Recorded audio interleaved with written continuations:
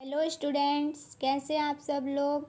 मेरा नाम स्वाति है और मैं अपनी इस वीडियो में क्लास 11 के स्टूडेंट्स के लिए फिजिक्स की क्लासेस लेकर आई हूँ। मैंने अपनी पिछली वीडियो में क्लास 11 के स्टूडेंट्स के लिए भौतिक विज्ञान का फर्स्ट चैप्टर कंप्लीट करा दिया था। जिसने पिछली वीडियो नहीं देखी है तो प्लीज़ उस वीडियो को देखिए।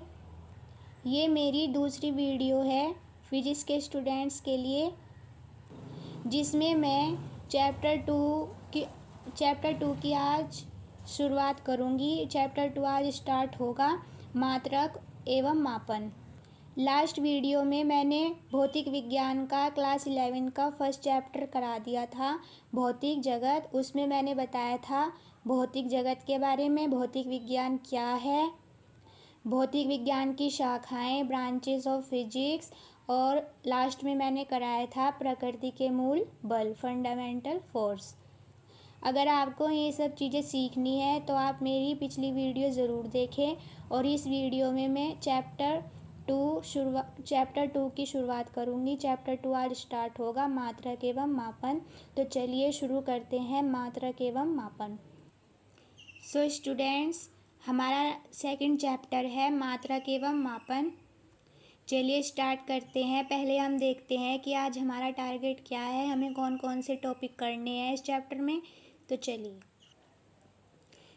स्टूडेंट्स, ये है हमारा आज का टारगेट। चैप्टर का नाम है मात्रक एवं मापन। तो पहले हम समझेंगे मापन क्या होता है, उसके बाद हम समझेंगे मात्रक, और फिर कुछ भौतिक राशियाँ, भौतिक राशियों का मतलब भी हम समझेंगे। सो स्टूडेंट्स, ये जो टॉपिक हैं ये हमारे फिजिक्स का आधार है। इन चीज़ों को समझना हमारे लिए, अगर हमें फिजिक्स पढ़नी है तो इन चीज़ों का समझना बहुत ज़रूरी है। ये चैप्टर बहुत इम्पोर्टेंट है और ये सब चीज़ें एग्ज़ाम में पूछी जाती हैं। लेकिन चैप्टर का नाम मात्रक एवं मापन है, इसलिए मात्रक और मापन ये चीज़ हमें समझनी बहुत ज़रूरी है, तभी हम चैप्टर में आगे बढ़ सकते हैं। सबसे पहले हम शुरू करेंगे मापन। सो स्टूडेंट, मैं बताती हूँ आपको मापन क्या होता है। मापन का सीधा मतलब होता है किसी चीज़ को मापना, या हमारी भाषा में कहे नापना। जब हम किसी की लंबाई नापते हैं, या जब हमने किसी से कुछ चीज़ ली, कोई वस्तु ली, हम उसको मापते हैं तो वही चीज़ मापन कहलाती है। लेकिन साइंस की भाषा में मापन जो होता है, किसी अज्ञात भौतिक राशि की जब हम तुलना किसी ज्ञात राशि से करके उस अज्ञात राशि को ज्ञात करने की क्रिया मापन कहलाती है। जैसे कि हमने किसी से चावल लिए, अब हमें ये नहीं पता कि ये चावल कितने हैं, तो ये चावल क्या हो गए, अज्ञात हो गई, अज्ञात राशि हो गई चावल। लेकिन हम चावल लेंगे किसी से कि हमने कितने किलो चावल लिए, तो एक किलो क्या हो गया, ये चावल को मापने की इकाई हो गई। तो हम किसी अननोन भौतिक राशि की तुलना किसी नॉन राशि से करेंगे तो वो राशि उसकी माप कहलाएगी। जो वो अननोन राशि होगी उसको हमने ज्ञात कैसे किया, वही उसकी माप कहलाएगी। जैसे हमने किसी से दूध लिया तो हमें नहीं पता कि वो कितना दूध है, लेकिन हम उसे भी मापेंगे। किस में मापेंगे, लीटर में। चावल का द्रव्यमान कितना है, हम उसे किस में मापेंगे, किलो में। तो यही मापन है। और मात्रक क्या होता है, किसी भी राशि की माप के लिए कुछ मानक मापों की आवश्यकता होती है। इन्हीं मानकों को हम क्या कहेंगे, मात्रक। तो चलिए देखते हैं नोट्स के साथ हम इन चीज़ को कैसे लिखेंगे। देखिए स्टूडेंट, मापन मतलब मेजरमेंट कहते हैं इसको। किसी अज्ञात भौतिक राशि की तुलना किसी ज्ञात राशि से करके उस अज्ञात राशि को ज्ञात करने की क्रिया क्या कहलाएगी, मापन कहलाएगी। जैसे कि मैंने आपको अभी समझाया, मात्रक क्या होता है, किसी भी राशि की माप के लिए कुछ मानक मापों की आवश्यकता होती है। इसी मानक को क्या कहेंगे, उस राशि का मात्रक कहते हैं। जैसे कि लंबाई एक मापन है, उसका मात्रक क्या होगा, मीटर। ये सब चीज़ हम आगे पढ़ेंगे और आपने पहले भी पढ़ी होगी मात्रकों के बारे में। सो स्टूडेंट, मात्रक के बारे में हमने पढ़ा, अब हम मात्रक की पूरी डिटेल पढ़ते हैं। अब हम पढ़ेंगे मात्रकों का वर्गीकरण।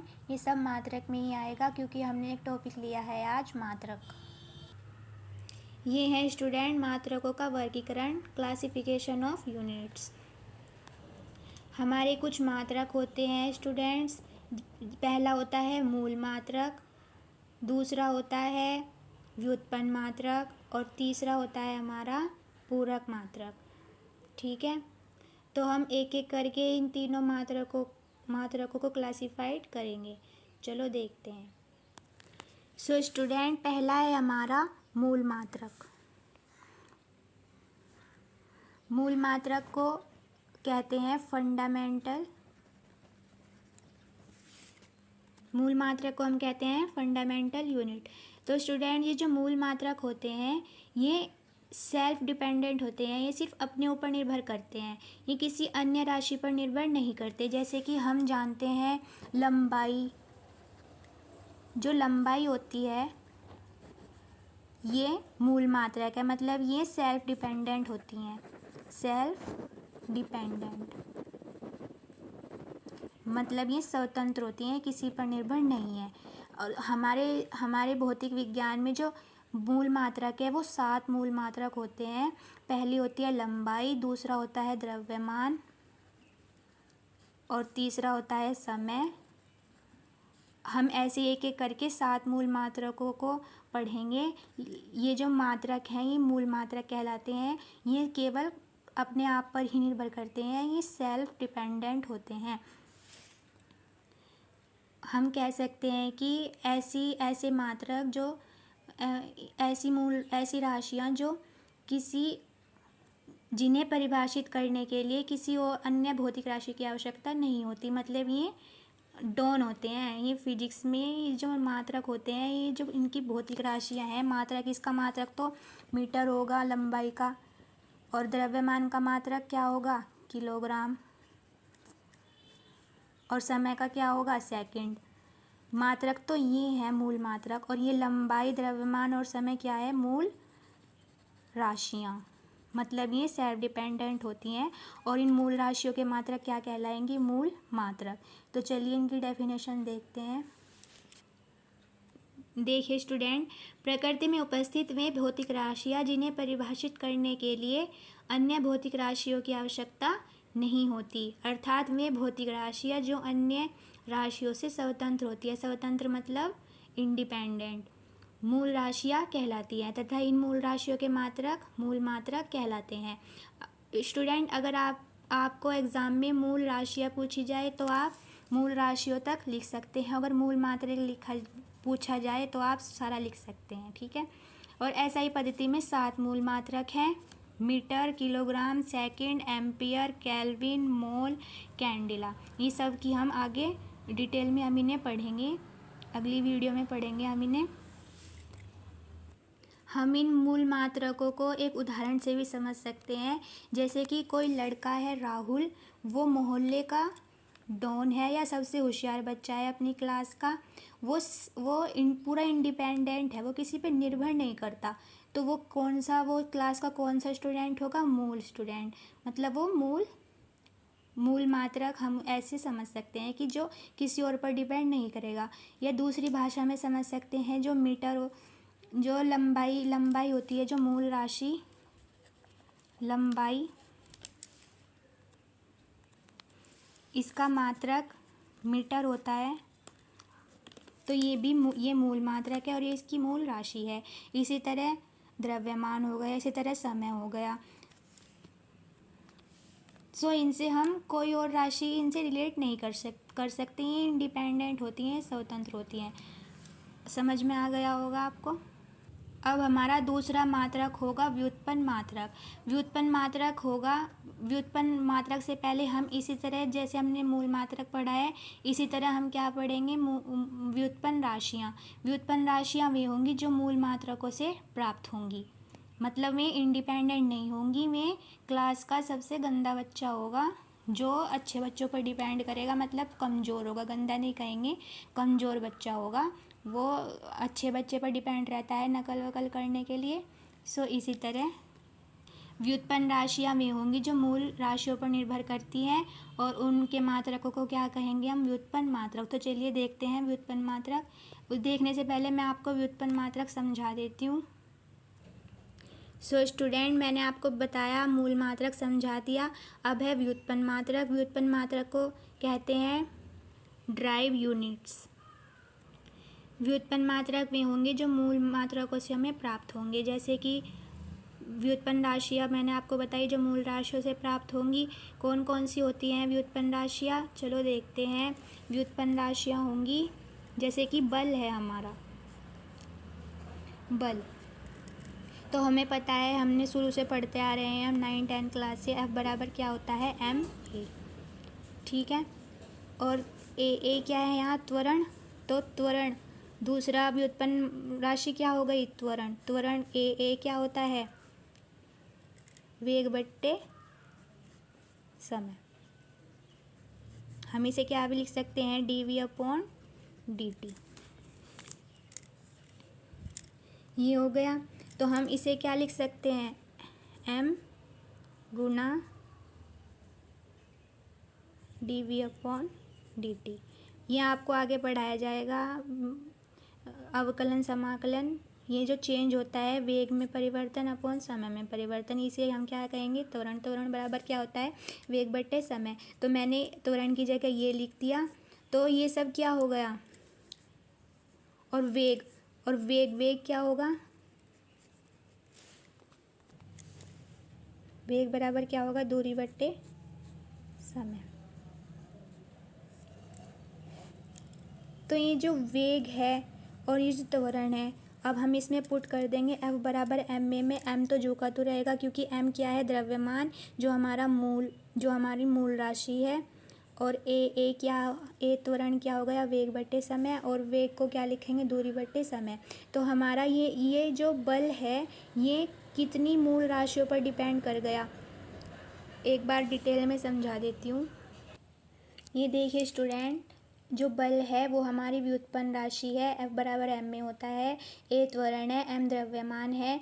तो त्वरण बराबर क्या होगा, वेग बट्टे समय, और ये 1/समय हमने कर दिया, वेग को अलग लिया। वेग बराबर क्या होता है, दूरी बट्टे समय। तो मैंने आपको बताया था मूल राशियाँ कौन कौन सी होती है, द्रव्यमान, लंबाई का मात्रक भी मीटर होता है, दूरी का मात्रक भी मीटर होता है। तो हम इन्हें सेम रिलेट करेंगे। और समय। तो हमारा बल किस किस पर डिपेंड कर गया, द्रव्यमान पर, दूरी पर और समय पर। तो जो मैंने बताया, तो F क्या होगा, व्युत्पन्न राशि होगा। व्युत्पन्न राशि, तो आपको डेफिनेशन समझ में आ गई होगी कि वे राशियाँ जो मूल राशियों पर डिपेंड करती हैं व्युत्पन्न राशि कहलाती है, और इन व्युत्पन्न राशियों के मात्रक व्युत्पन्न मात्रक कहलाते हैं। तो चलिए नोट्स के साथ देखते हैं। देखिए स्टूडेंट, व्युत्पन्न राशियाँ, जिन राशियों को मूल राशियों की सहायता से उत्पन्न किया जाता है, व्युत्पन्न राशियाँ कहलाती है। मैंने आपको समझा दिया, अगर समझ में नहीं आया तो आप वीडियो को पीछे से देख सकते हैं। अर्थात वे भौतिक राशियाँ जो मूल राशियों पर डिपेंड करती हैं, मतलब निर्भर करती हैं, व्युत्पन्न राशियाँ। और इन व्युत्पन्न राशियों के मात्रक कौन कौन से कहलाते हैं, व्युत्पन्न मात्रक कहलाते हैं।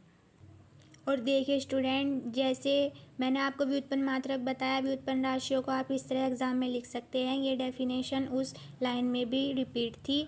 और इनके जो एग्जाम्पल है व्युत्पन्न राशियों के, बल, त्वरण, वेग, बहुत सारे हैं। ये हम डिटेल में आगे पढ़ेंगे, पूरी डिटेल में पढ़ेंगे हम इन्हें आगे। जैसे बल इसकी ये व्युत्पन्न राशि है और इसका मात्रक न्यूटन होता है। त्वरण एक व्युत्पन्न राशि है और इसका मात्रक मीटर प्रति सेकंड स्क्वायर होता है। ये चीज़ हम आगे डिटेल में पढ़ेंगे, अभी आप इतना ही ध्यान रखिए, ठीक है। तो हमारा लास्ट मात्रक है पूरक मात्रक। इसे हम इंग्लिश में कहते हैं सप्लीमेंट्री यूनिट्स। ये हमारी हमारी अलग यूनिट है, जिसमें 2 यूनिट है, केवल 2 मात्रक है। ये मात्रक अंतर्राष्ट्रीय पद्धति SI पद्धति में 2 पूरक मात्रक इसमें परिभाषित किए गए हैं। देखिए स्टूडेंट्स, इसमें अलग बात यह है कि हर मात्रक में विमा होती है, डायमेंशन होती है, लेकिन इन मात्रकों में कोई डायमेंशन नहीं होगी। डायमेंशन हम इसी चैप्टर में आगे पढ़ेंगे, डिटेल में पढ़ेंगे। लेकिन अभी आप देखिए कि हम इसमें डायमेंशन नहीं निकलती, हम कैसे नहीं निकलती इसमें डायमेंशन, हम देखते हैं। स्टूडेंट, जो डायमेंशन होती है हम मात्रकों से निकालते हैं, विमा जो है हम मात्रकों से निकालते हैं। लेकिन ये जो पूरक मात्रक है, ये ऐसे मात्रक है ये मात्रक तो हैं, लेकिन ये इनकी कोई विमा नहीं होती, इसलिए इन्हें हम अलग डिफाइन करते हैं। तो चलिए हम देखते हैं पूरक मात्रक, जो दो पूरक मात्रक हैं एक एक करके पढ़ते हैं। पहला है हमारा रेडियन और दूसरा है हमारा स्टेरेडियन। तो चलिए दोनों मात्रकों को डिटेल में देखते हैं और पढ़ते हैं नोट्स के साथ। सो स्टूडेंट, जो हमारा पहला मात्रक है रेडियन, ये कोण का मात्रक होता है। देखिए स्टूडेंट, ये है हमारा डी थीटा, ये हमारा कोण है जिसका मात्रक रेडियन है। सो स्टूडेंट देखिए, जब हमने कोई वृत्त की त्रिज्या ली और हमने एक चाप लगाया, वृत्त की त्रिज्या के समान लंबाई पर हमने एक चाप लगाया। जब हमने एक चाप लगाया तो हमारे इस वृत्त के अंदर एक कोण बनेगा डी थीटा, जिसे हम एक कोण कहेंगे, जिसका मात्रक क्या होगा, रेडियन। हमें पता है कोण बराबर क्या होता है, कोण बराबर चाप बट्टे त्रिज्या। ये फॉर्मूला है स्टूडेंट, कोण बराबर चाप बट्टे त्रिज्या। तो इसी तरह ये कोई वृत्त था, हमने इस पर एक चाप लगाया, तो इसकी रेडियस कितनी है, त्रिज्या कितनी है, आर, और चाप है डी एस। तो हमारा कोण क्या होगा, चाप बटे त्रिज्या होता है, तो T S upon R radian. So student देखिए, हम इसे डिटेल में पढ़ते हैं। रेडियन ये किसका मात्रक है, कोण का, और इसे हम समतलीय कोण भी कह सकते हैं। समतलीय कोण मतलब एक ही दिशा में 1D। किसी वृत्त की त्रिज्या की लंबाई के समान लंबाई के चाप द्वारा केंद्र पर आंतरिक कोण से आंतरिक कोण जो है एक रेडियन के बराबर होगा।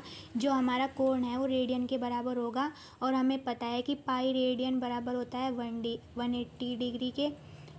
और जब हम पाई को नीचे पहुंचाएंगे तो 1 रेडियन 180 बट्टे पाई डिग्री के। ये फॉर्मूले इंपॉर्टेंट है, आप इन्हें याद कर सकते हैं। और मैंने अभी बताया कि कोण बराबर चाप बटे त्रिज्या होता है, कि तो ये कोण कैसे आया, ये हमने चाप लगाया, तो डी एस अपॉन आर, और इसका मात्रक क्या होगा, रेडियन। और दूसरा मात्रक होता है हमारा स्टूडेंट स्टेरेडियन। ये 3D के लिए होता है, जैसे ठोस कोण का मात्रक या घन कोण का मात्रक।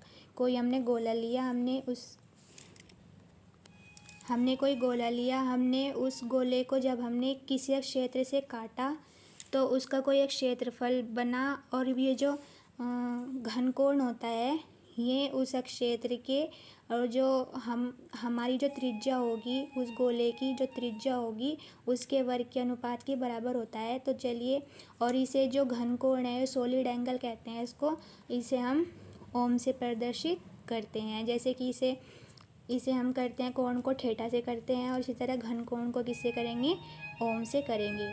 और जब हम उसे काटेंगे तो डी का मतलब क्या होता है स्टूडेंट, डी जब हम किसी चीज़ के आगे डी थीटा लगाते हैं तो वो बहुत स्मॉल एंगल हो जाता है, वो छोटे क्षेत्र के लिए करेंगे। इसी तरह हम डी ओम करेंगे। सो स्टूडेंट, आप इसे नोट भी कर सकते हैं, समझाने के लिए आप चाहे तो इसे नोट्स भी कर सकते हैं। तो ये हमारा कोई गोला था, हमने एक जगह से कट कर दिया, इसका क्षेत्रफल छोटा सा हो गया DA, और यहाँ से सॉलिड एंगल कितना है D ओम, और यहाँ से यहाँ तक की दूरी R, ये रेडियस थी गोले की। तो हमने ये लिखा कि घन कोण D ओम जो होगा वो शीर्ष O को केंद्र मानकर उसके परितः गोले पृष्ठ के अवरोधन, मतलब जब हमने उसका गोले पृष्ठ काटा, कट किया, क्षेत्र कितना बन गया, क्षेत्रफल DA तथा त्रिज्या R के वर्ग के अनुपात के बराबर होता है घन कोण। तो आप यहाँ तक इसे रख सकते हैं।